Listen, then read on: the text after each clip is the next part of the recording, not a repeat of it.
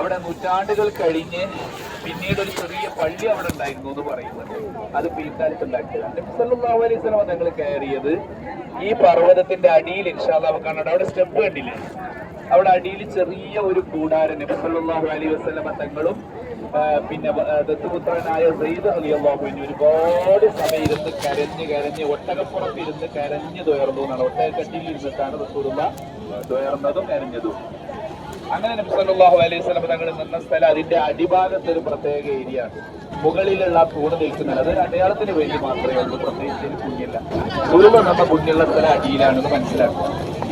മറ്റൊരു പ്രധാനപ്പെട്ട വിഷയം, ഈ പർവ്വതം റഹ്മത്ത് കാരുണ്യം വർഷിക്കുന്ന സ്ഥലമായതുകൊണ്ടാണ് ആ പർവ്വതത്തിന് ജബലുർ റഹ്മ എന്ന് പേര് വന്നത്. ചുറ്റുഭാഗവും ഒന്നുമില്ലാതെ ഒഴിഞ്ഞു കിടക്കുന്ന ഒരു സ്ഥലത്ത് ചെറിയ ഒരു കുന്ന്, അങ്ങനെയാണ് ജബലുർ റഹ്മയുടെ ചരിത്രം. അതുകൊണ്ട് തന്നെ ലാബിത്ത് എന്ന പേരിൽ അറിയപ്പെടുന്നു ഈ പർവ്വതം. പ്രത്യേകം ഇങ്ങനെ മുളച്ചു പൊന്തിയമായ ഒരു സ്ഥലത്ത് ഇങ്ങനെ ഉയർന്നു നിൽക്കുന്ന ഒരു പർവ്വതമായതുകൊണ്ട്. ഇവിടെ നമുക്കുള്ളതെന്ന് വെച്ചാല് ഇൻഷാ അല്ലാഹ് നമ്മളെന്ത് ചെയ്യാം, ഒന്ന് കൂട്ടായിട്ട് ദ്വാർക്കുക. അല്ലാഹു അവർക്ക് ഇവിടെ വരാൻ ഒരു ദുൽഹിജ്ജ 9 വന്നിട്ട് ഹജ്ജ് ചെയ്യാനുള്ള ഒരു തൗഫീഖ് അല്ലാഹു നൽകുന്നതാണ്.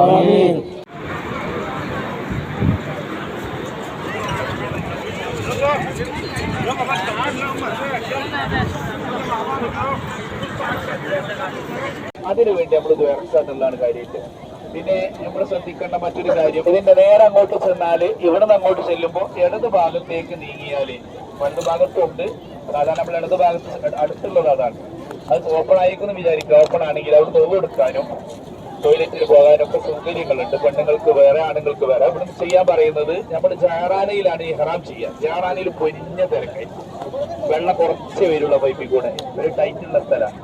അപ്പൊ ഇവിടുന്ന് പോകുമ്പോ എന്ത് ചെയ്യാ, ഇടത് ഭാഗത്തേക്ക് അവരെല്ലാം ടോയ്ലറ്റിൽ കയറി നമ്മൾ എന്ത് ചെയ്യാ, മൂത്രയിക്കലും ഒന്ന് റെഡിയാകലും കഴിഞ്ഞ് ഇപ്പോൾ പോകുമ്പോഴും ചെയ്യാം.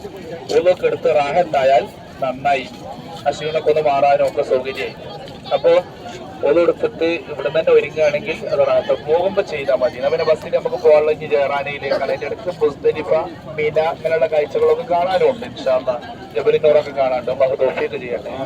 ഇനി ഇറങ്ങുന്നത് കൂടുതൽ സ്ഥലങ്ങളില്ല, ഇനിയൊക്കെ വണ്ടിയിലിരുന്ന് പിന്നെ ബസ്സിലിരുന്ന് ഇങ്ങനെ കാണാനുള്ള സ്ഥലങ്ങളാണ്. അപ്പൊ അറഫായുടെ ചരിത്രങ്ങൾ നമ്മൾ പറഞ്ഞു. ജിബ്രീൽ അലൈഹിസ്സലാം വന്ന സ്ഥലം, മഹാനായ ഇബ്രാഹിം നബിക്ക് ഹജ്ജിന്റെ അമല് പഠിപ്പിച്ചു കൊടുത്ത സ്ഥലം, ആദം നബി അലൈഹിസ്സലാത്തു വസ്സലാം എന്ന ആദിമ മനുഷ്യൻ, മഹദിയായ അവരുടെ ഭാര്യയായ ആദ്യത്തെ വനിതയായ ഹവ്വാ ഉമ്മ റളിയല്ലാഹു അൻഹയെ ഭൂമിയിൽ വെച്ച് ആദ്യം കണ്ടുമുട്ടിയ സ്ഥലം.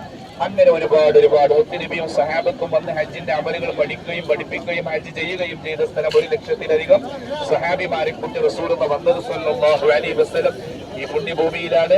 അങ്ങനെ ഒരുപാട് ചരിത്രങ്ങളാണ് ഈ അറഫ ഭൂമി പറയാനുള്ളത്. ഇവിടെ വെച്ചുകൊണ്ടാണ് ജനലക്ഷങ്ങൾ പൊട്ടിക്കരഞ്ഞ് ദുൽഹിജ്ജ 9 അവരെ സങ്കടങ്ങൾ പറയുന്നത്. അല്ലാഹുവേ, ഒരു ദുൽഹിജ്ജ 9 ഞങ്ങൾക്കും അതുപോലെ വന്ന് ഹാജിമാരായി ഇവിടുന്ന് വടക്കാൻ തൗഫീഖ് നൽകണേ അല്ലാഹ്.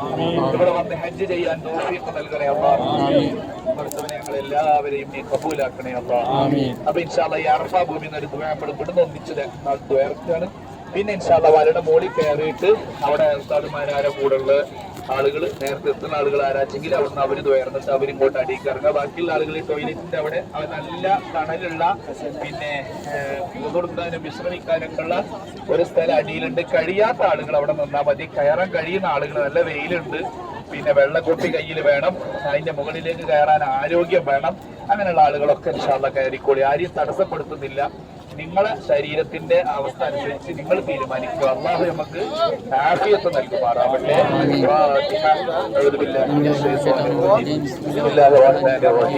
الحمد لله رب العالمين الرحمن الرحيم مالك يوم الدين إياك نعبد وإياك نستعين اهدنا الصراط المستقيم صراط الذين أنعمت عليهم غير المغضوب عليهم ولا الضالين آمين.